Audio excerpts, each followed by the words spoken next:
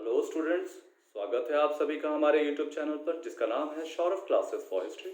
मैं सौरभ आज आप लोगों को लिए लेकर आया हूँ एमए सेमेस्टर 4 के सब्जेक्ट कोड CC11 से एक महत्वपूर्ण विषय जिस पेपर का नाम है history of science and technology.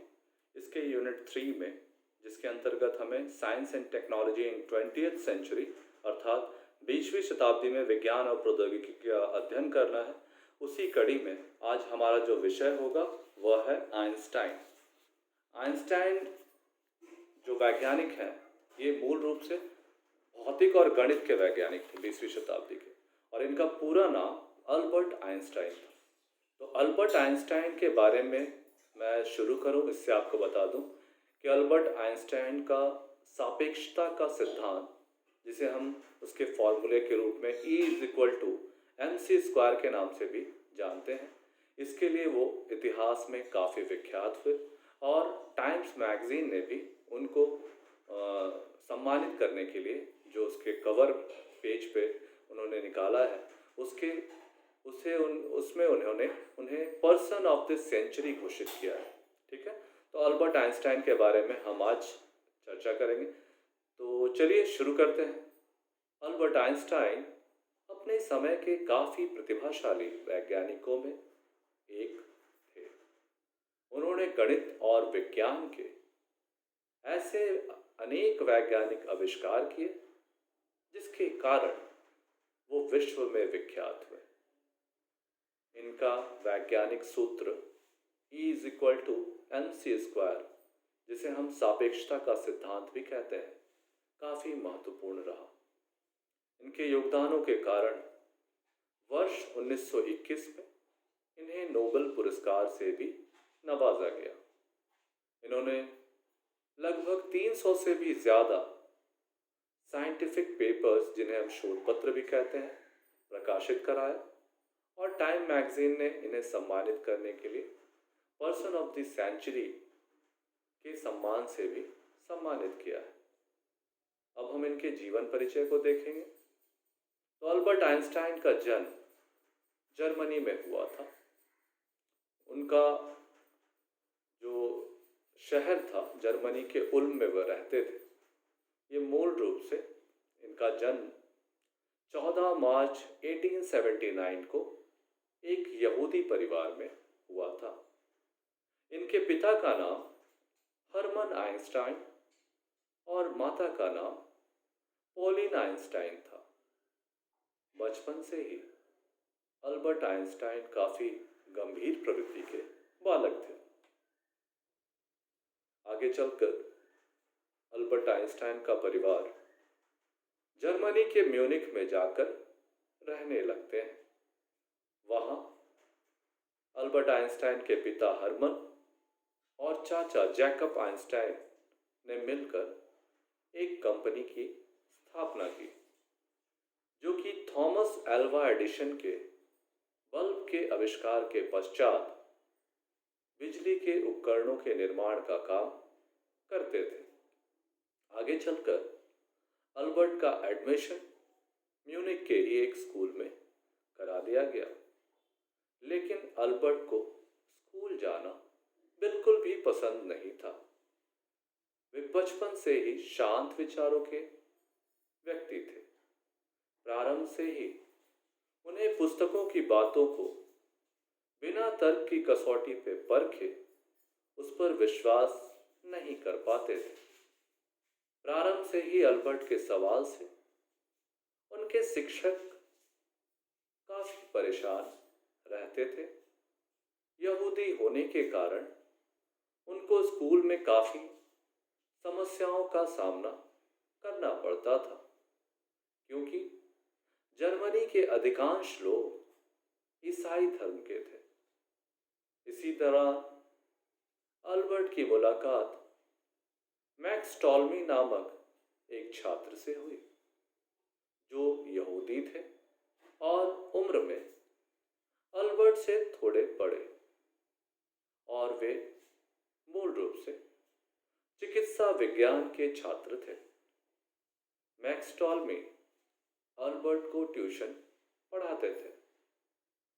Max टॉल्मी के अध्ययन में अध्यापन में अल्बर्ट आइंस्टाइन का काफी मानसिक विकास हुआ। अल्बर्ट आइंस्टाइन बचपन से ही मैथ्स और फिजिक्स अर्थात गणित और भौतिकी के पीछे में विशेष रुचि रखते थे। उन्होंने अपनी कुशाग्रता के कारण इन दोनों विषयों में काफी कम उम्र में ही पारंगतता हासिल कर ली थी। उन्होंने प्रकृति को एक गणितीय संरचना से समझने का प्रयत्न किया। आगे चलकर अल्बर्ट आइंस्टाइन और उनका परिवार इटली के पैविया में चले गए। वहां 1894 में अल्बर्ट ने अपना पहला रिसर्च पेपर लिखा। वे बचपन से ही रोशनी की किरणों को पकड़ने की बात सोचते थे। इसी कड़ी में उन्होंने आगे चलकर अपने विश्वविख्यात सापेक्षता के सिद्धांत अर्थात E is equal to mc square का प्रतिपादन भी किया। आगे की पढ़ाई पूरी करके वे स्विट्जरलैंड चले गए और वहां एक पेटेंट ऑफिस की लेबोरेटरी में असिस्टेंट के रूप में कार्य करने लगे, जहां थोड़े काम एवं ज्यादा से ज्यादा समय लेबोरेटरी में उन्हें कार्य करने का अवसर प्राप्त हुआ। इसके बाद पेटेंट कंपनी में ही कार्य करते हुए अल्बर्ट ने 1905 में स्विट्जरलैंड के ज्यूरिख विश्वविद्यालय से पीएचडी की डिग्री हासिल की। इसके दौरान अल्बर्ट ने अपनी सहपाठी मेलिवा मैरिस से वर्ष 1903 में विवाह कर लिया और 1904 ईस्वी में उनको एक पुत्र की प्राप्ति हुई, जिसका नाम हंस एल्बर्ट था। अल्बर्ट पारिवारिक जीवन में जाने के बावजूद अपनी गणित एवं भौतिकी के प्रति अपनी रुचि को कम नहीं होने दिया। उन्होंने अपना ध्यान निरंतर नए नए शोध कार्यों पर लगाए रखा। धीरे धीरे उनकी लोकप्रियता बढ़ती चली गई। उन्होंने रोशनी पर निरंतर भौतिकी शोध कार्य किए। अल्बर्ट के पूर्व भी अनेक भौतिक वैज्ञानिक प्रकाश की गति विषय पर शोध कर रहे थे, लेकिन उन्होंने इसमें विशेष सफलता हासिल नहीं की थी। अल्बर्ट ने प्रकाश की गति का पता लगाया और सापेक्षता का सिद्धांत का प्रमाण दिया, जिसके कारण वे इतिहास में काफी लोकप्रिय हुए।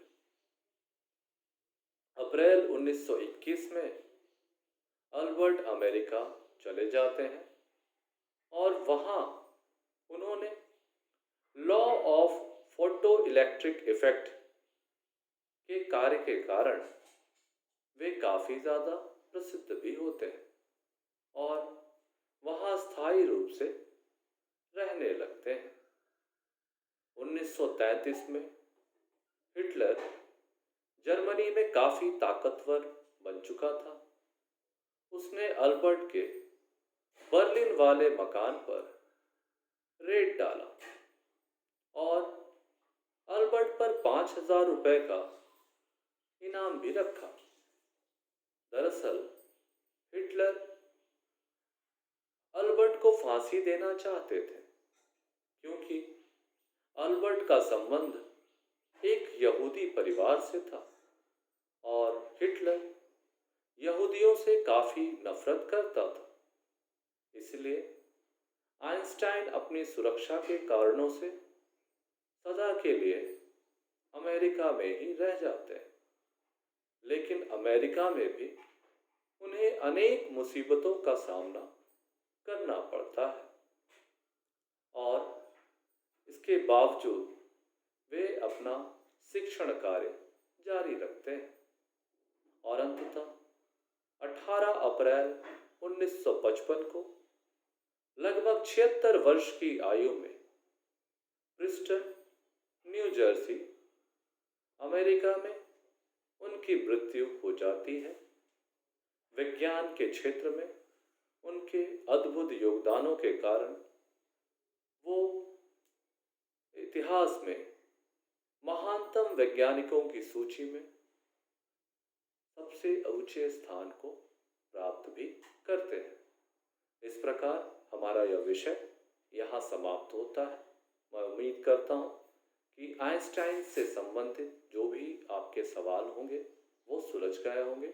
यदि इससे संबंधित कोई सवाल हो तो हमें अवश्य बताएं, हम इसका जवाब देने का यथाशीघ्र प्रयास करेंगे। आज के लिए बस इतना ही।